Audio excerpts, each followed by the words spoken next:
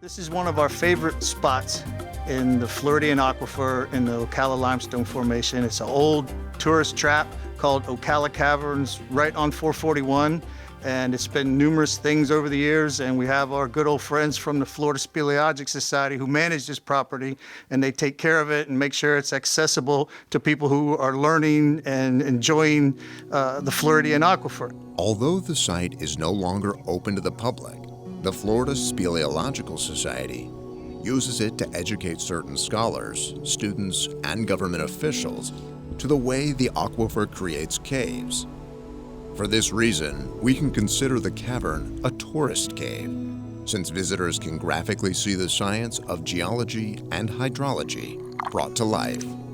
We need tourist caves. There's a lot of exploration and a lot of really difficult places to go to see the Floridan Aquifer and the underground rivers it creates.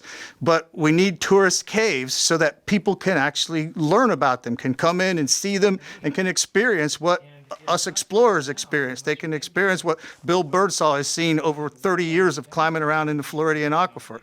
And so without a tourist cave, it really stops the education. The caves are half filled with air and half filled with water. So we have all three levels. We have the air passages of the cave, we have the water table level of the cave, which where we're at now, and then it submerges and we continue off cave diving down into the depths of the aquifer. Most of the limestone caves in this part of Florida were formed through dissolution.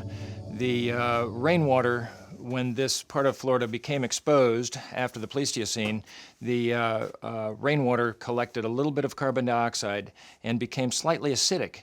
And it fell into tiny crevices and actually dissolved the limestone away. The fossils that you find in this limestone are actually from the sea creatures that the limestone is actually made of. Those are millions of years old sea creatures that had fallen to the bottom of an ancient ocean that used to be here. We're standing in rainwater that sometimes may have rained 10 years ago or 200 years ago, or maybe last week, depending on where it's coming from.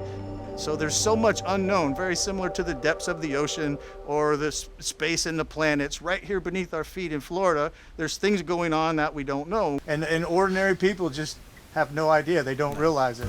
They don't realize that there's a natural network of underground rivers right under their feet. And the more you disturb them, the more they're going to change.